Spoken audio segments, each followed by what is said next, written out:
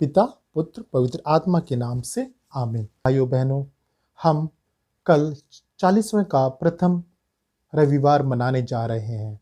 माता कलीसिया हर वर्ष चालीसा के प्रथम रविवार को प्रभु यीशु मसीह के परीक्षाओं के बारे में हमें बताती है कि किस प्रकार प्रभु यीशु मसीह ने शैतान की परीक्षाओं को पार किया था। क्यों हमें इन परीक्षाओं के बारे में माता कलीसिया 40 काल में बताती है। हम संत लूकस का सुसमाचार अध्याय 4 पद संख्या 1 से 13 में पढ़ते हैं। ईसा पवित्र आत्मा से परिपूर्ण होकर यरदन के तट से लौटे। उस समय आत्मा उन्हें निर्जन प्रदेश ले चला। वह 40 दिन वहां रहे और शैतान ने उनकी परीक्षा ली। ईसा ने उन दिनों कुछ भी नहीं खाया और इसके बाद उन्हें भूख लगी। तब शैतान ने उनसे कहा, यदि आप ईश्वर के पुत्र हैं तो इस पत्थर से कह दीजिए और वह रोटी बन जाएगी। परंतु ईसा ने उत्तर दिया, लिखा है, मनुष्य रोटी से ही नहीं जीता। फिर शैतान उन्हें ऊपर उठा कर ले गया और क्षण भर में ईसा को संसार के सभी राज्य दिखाकर बोला, मैं आपको इन सभी राज्यों का अधिकार और इनका वैभव दूंगा। यह सब मुझे दे दिया गया है और मैं जिसको चाहता हूँ उसको यह देता हूँ। यदि आप मेरी आराधना करें तो यह सब आपको मिल जाएगा। इस पर ईसा ने उन्हें उत्तर दिया, लिखा है, अपने प्रभु ईश्वर की आराधना करो और केवल उसी की सेवा करो। तब शैतान उन्हें यरूशलेम ले जाकर मंदिर के शिखर पर खड़ा कर दिया और कहा, यदि आप ईश्वर के पुत्र हैं तो यहाँ से नीचे कूद जाइए, क्योंकि लिखा है, तुम्हारे विषय में वह अपने दूतों को आदेश देगा कि वे तुम्हारी रक्षा करें और वे तुम्हें अपने हाथों में संभाल लेंगे और कहीं तुम्हारे पैरों में चोट ना लग जाए। ईसा ने उत्तर दिया, यह भी लिखा है, अपने प्रभु ईश्वर की परीक्षा मत लो। इस तरह सब प्रकार की परीक्षा लेने के बाद शैतान निश्चित समय पर लौटने के लिए ईसा के पास से चला गया। क्रिस्त में प्रिय भाइयों बहनों, अभी हमने प्रभु यीशु मसीह के 3 परीक्षाओं के बारे में पढ़ा। चालीसा काल में हमें इन 3 परीक्षाओं के बारे में क्यों बताया जाता है, हम इस पर मनन चिंतन करने की कोशिश करेंगे। और क्रिस्त में प्रिय भाइयों बहनों, बहुत से विश्वासीगण मुझसे पूछते हैं कि इन परीक्षाओं का मतलब क्या है और इन परीक्षाओं से हम कैसे पार पा सकते हैं और क्यों प्रभु यीशु मसीह को इस प्रकार की परीक्षाओं से होकर गुजरना पड़ा। इसका उत्तर हमें पवित्र शास्त्र में मिलता है। मैं आपको पवित्र शास्त्र से इन सभी परीक्षाओं का मर्म या इनका रहस्य को बताने की कोशिश करता हूँ। प्रिय भाइयों बहनों, ये 3 प्रकार की परीक्षा है जिसको हम लस्ट ऑफ फ्लैश प्रथम प्रकार की परीक्षा, लस्ट ऑफ आई दूसरी परीक्षा, डिजायर ऑफ लाइफ भी बोल सकते हैं। क्योंकि संसार में जितना भी पाप है, जो भी मनुष्य जब भी पाप करता है, उन सभी का रिलेशन इन 3 प्रकार की लस्ट या परीक्षाओं से होता है। जब प्रभु यीशु मसीह को भूख लगती है तो शैतान उनके पास आता है और बोलता है, यदि आप ईश्वर के पुत्र हैं तो इन पत्थरों से बोल दीजिए और यह रोटी बन जाएगा। अभी प्रश्न उठता है कि प्रभु ईसा को क्या सचमुच भूख लगी थी? तो उसका आंसर पवित्र कलीसिया हमें देती है, क्योंकि पवित्र कलीसिया हमें सिखाती है कि प्रभु यीशु मसीह फुली गॉड और फ्यूली ह्यूमन बीइंग थे। जिस प्रकार एक शरीर को भोजन की आवश्यकता होती है, उसी प्रकार हाँ मेरे क्रिस्त में प्रिय भाइयों बहनों, प्रभु यीशु मसीह को भी 40 दिनों के बाद भोजन और पानी की आवश्यकता पड़ी।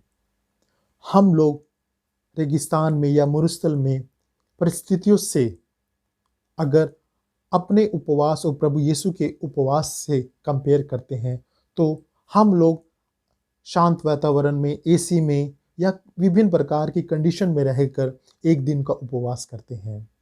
परंतु प्रभु यीशु मसीह 40 दिन तक रेगिस्तान की अथक गर्मी में, जिसको हम बोल सकते हैं कि भीषण गर्मी में, जहाँ पर ना पानी मिलता है, कुछ भी नहीं मिलता है, वहाँ पर प्रभु यीशु मसीह ने अपने 40 दिन तक उपवास किया। तो किस में प्रिय भाइयों बहनों, क्योंकि प्रभु यीशु मसीह प्योरली ह्यूमन बीइंग थे, उसको भोजन की आवश्यकता थी। तो उसको हम बोलते हैं लस्ट ऑफ फ्लैश, क्योंकि हम लोग जब पाप करते हैं तो हम, लस्ट ऑफ फ्लैश का मतलब क्या है, हम शारीरिक वासनाओं में पड़ जाते हैं। किसी को चाहने की इच्छा होती है, उसको हम लस्ट ऑफ फ्लैश, ये प्रथम प्रकार का पाप होता है। और दूसरा होता है लस्ट ऑफ आई। इसमें वह शैतान प्रभु यीशु मसीह को संसार भर की दौलत दिखाता है और बोलता है, यदि आप मेरी आराधना करें तो मैं सब कुछ आपको दे दूंगा। हर मनुष्य की इच्छा होती है और हर मनुष्य जब पाप में पड़ता है, दूसरे प्रकार के पाप में पड़ता है, वह लस्ट ऑफ आई है। जब मनुष्य दूसरे की धन संपत्ति को देखता है कि उस मनुष्य के पास यह सब कुछ है और मेरे पास नहीं है, तो उसी प्रकार के वैभव को पाने का प्रयत्न करता है, जिसको हम लस्ट ऑफ आई बोलते हैं। और तीसरा डिजायर ऑफ लाइफ। हमें डिजायर ऑफ लाइफ का मतलब क्या है कि हम उस प्रकार बनने की कोशिश करते हैं। जब प्रभु यीशु मसीह शैतान को धर्म ग्रंथ से बताता है कि लिखा है मनुष्य रोटी से ही नहीं जीता, जब दूसरी परीक्षा में प्रभु यीशु मसीह शैतान को धर्म ग्रंथ का से बताता है कि लिखा है अपने प्रभु ईश्वर की आराधना करो, केवल उसी की सेवा करो, इस पर शैतान जब तीसरी परीक्षा में प्रभु यीशु मसीह को डालता है, उस परीक्षा को हम बोल सकते हैं डिजायर ऑफ लाइफ। तो वह भी, शैतान भी धर्म ग्रंथ से प्रभु यीशु मसीह को बताता है। वह साम भजन संहिता 91 में से प्रभु यीशु मसीह को बताता है और बोलता है कि वह अपने दूतों को आदेश देगा कि वे तुम्हारी रक्षा करें। प्रभु यीशु मसीह को वह शैतान यरूशलेम मंदिर के शिखर पर लेके जाता है और बोलता है, यदि आप ईश्वर के पुत्र हैं तो आप अपने आप को मंदिर से गिरा दीजिए, क्योंकि धर्म ग्रंथ में लिखा है कि वह अपने दूतों को आदेश देगा और वह तुम्हारी रक्षा करेगा। शैतान प्रभु यीशु मसीह को प्रलोभन देता है कि आप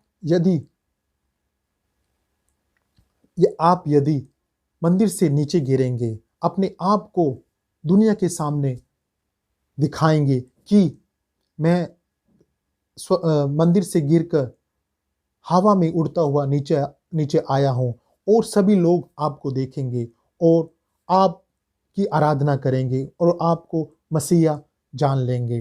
परंतु प्रभु यीशु मसीह का उद्देश्य यह नहीं था। प्रभु यीशु मसीह का उद्देश्य था कि वह हर प्रकार की यातनाएं सहन करे और अपने आप को क्रूस पर बलिदान करे और क्रूस के माध्यम से संसार में जो मृत्यु का, पाप का बंधन था, उसको तोड़ दे। प्रभु यीशु मसीह क्रूस पर चढ़ के पूरी दुनिया में शैतान को हराना चाहते थे, और शैतान यहाँ पर नहीं चाहता था कि वह उस ईश्वर के द्वारा बनाई गई योजना को सफल करे। प्रभु यीशु मसीह को प्रलोभन देता है कि आप का जो उद्देश्य है उस उद्देश्य को वहाँ से भटकाना चाहता है, और उस उद्देश्य को भटका कर वह बोलता है कि ये सब कुछ आपको करने की ज़रूरत नहीं है। यदि आप मंदिर से नीचे कूद जाएंगे तो लोग आपको स्वीकार करेंगे, परंतु प्रभु यीशु मसीह का जो मेन उद्देश्य था, जो प्रभु की योजना थी, पिता परमेश्वर की योजना थी, उसको पूरा करनी थी। उस योजना के अनुसार प्रभु यीशु मसीह को क्रूस पे अपना बलिदान चढ़ाना था, और अपने बलिदान के द्वारा हम सबों को पापों की मुक्ति दिलानी थी।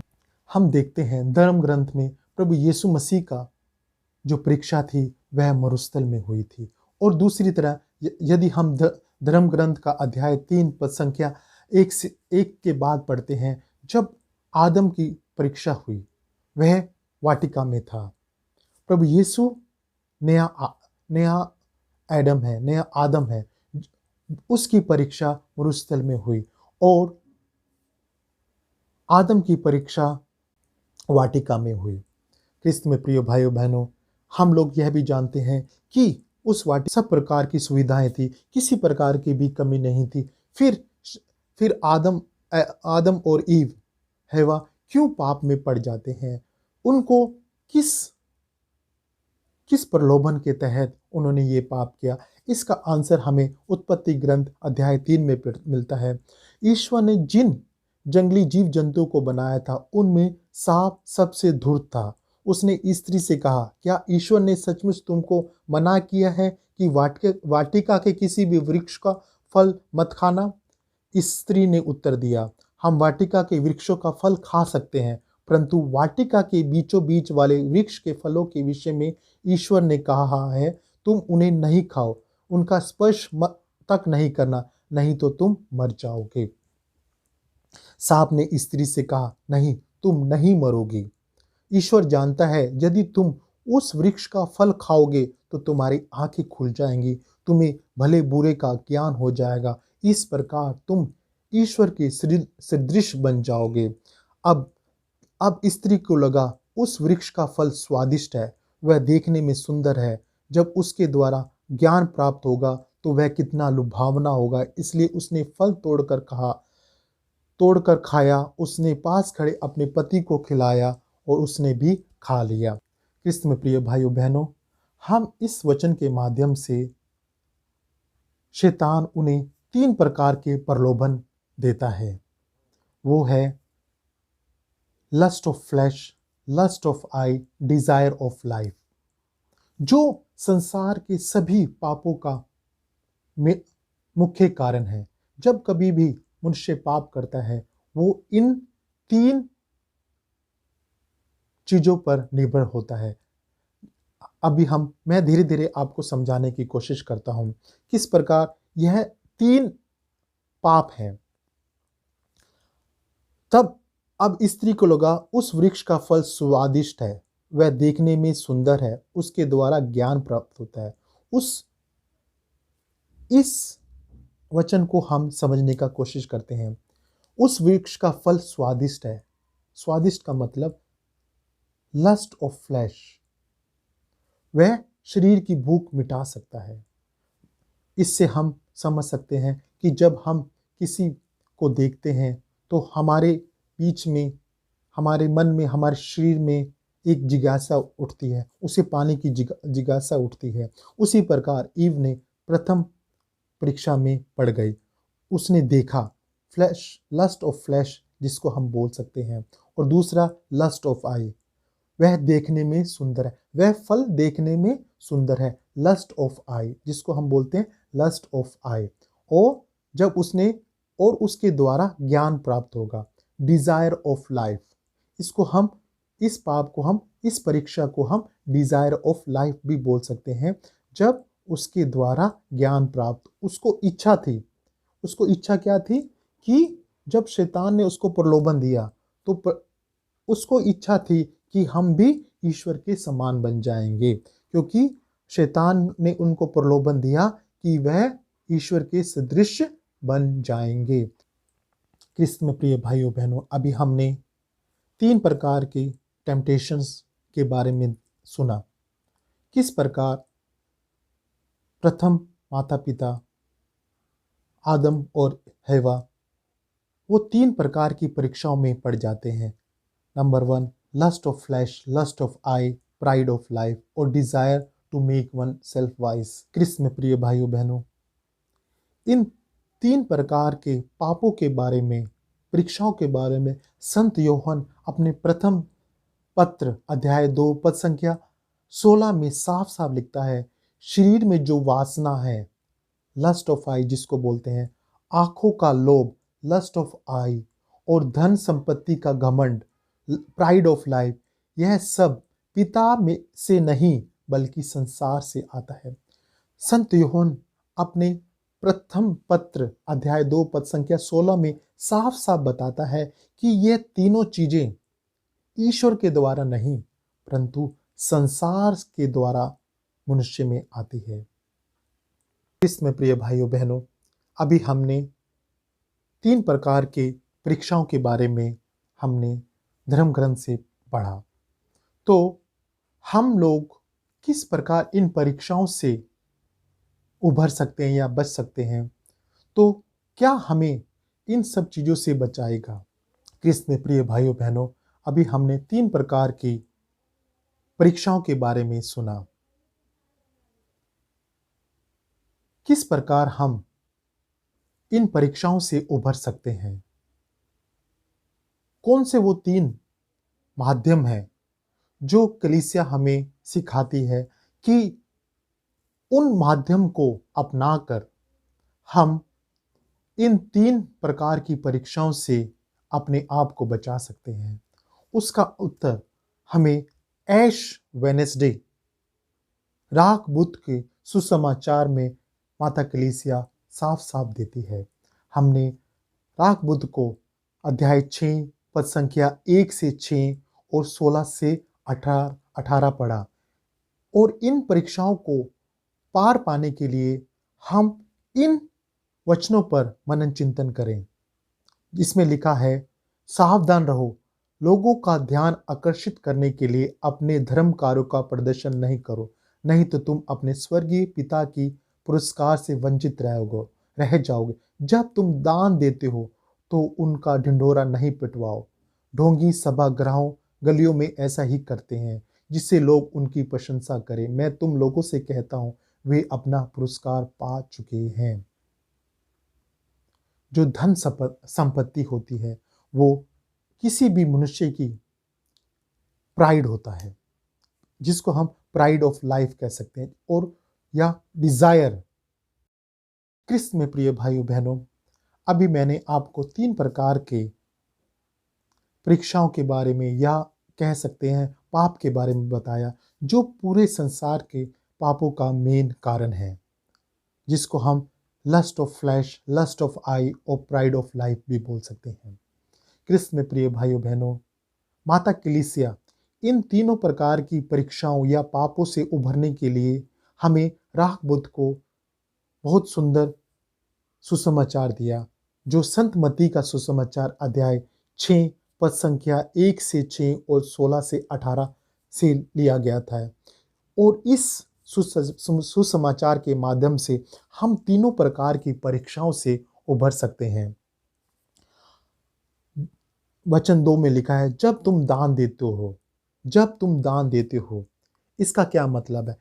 धन संपत्ति हर मनुष्य का प्राइड होता है, प्राइड ऑफ लाइफ बोल सकते हैं। हर मनुष्य की इच्छा होती है, डिजायर होती है कि उसके पास धन संपत्ति हो। धन, किसी के पास धन संपत्ति होना कोई बुरी बात नहीं है कृष्ण में भाइयों बहनों, परंतु धन संपत्ति का लालच वो हमें पाप का कारण बन जाता है। और माता कलीसिया इस 40 काल में हम सबको बोलती है कि अपने आप को इन सब चीज़ों से हटाओ, डिटैचमेंट फ्रॉम वर्ल्डली थिंग्स। जब हम दान देते हैं तब हम लोग अपने प्राइड ऑफ लाइफ को एक तरफ कर देते हैं और हम लोग गरीबों की मदद करते हैं। और दूसरे प्रकार की परीक्षा लस्ट ऑफ फ्लैश, उसका उत्तर हमें वचन 16 से 18 में मिलता है। जब हम वासना में पड़ जाते हैं, हम पाप की तरफ बढ़ जाते हैं। तो माता कलीसिया हमें उपवास का संदेश देती है। केवल उपवास के द्वारा ही उपवास के माध्यम से ही हम लोग शारीरिक वासनाओं से निकल सकते हैं। और तीसरा, लस्ट ऑफ आई। प्रभु यीशु मसीह हमें साफ साफ बताते हैं कि हमें लस्ट ऑफ आई को प्रार्थना के माध्यम से दूर करना है। जब हम प्रलोभन में पड़ जाते हैं तो हमें प्रार्थना का इस्तेमाल करना है। प्रार्थना के माध्यम से ही हम तीनों पाप के बंधन से मुक्त हो सकते हैं। कृष्ण में प्रिय भाइयों बहनों, जब हम चालीसा का प्रथम रविवार मनाने जा रहे हैं, हमने वचनों पर मनन चिंतन किया और विचार किया कि इन पापों का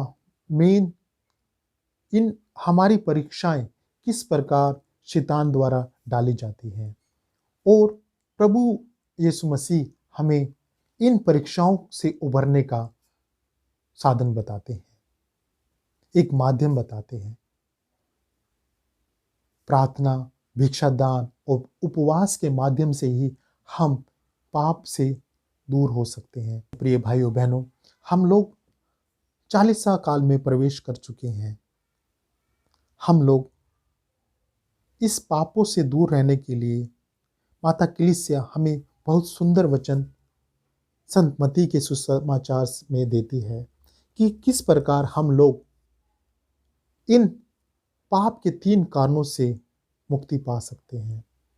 हम पाप के तीनों कारणों को जो हमें परीक्षा में डालता है, उससे हम प्रार्थना, उपवास और भिक्षादान के माध्यम से दूर कर सकते हैं। आइए क्रिस्त में प्रिय भाइयों बहनों, हम प्रार्थना करें। यह चालीसा काल हमारे लिए एक वरदान साबित हो और हम अपने आप को तैयार कर सकें इस चालीसा काल में और प्रभु के राज्य में उचित रीति से प्रवेश करें। पिता, पुत्र, पवित्र आत्मा के नाम से आमीन। सबको जय यीशु।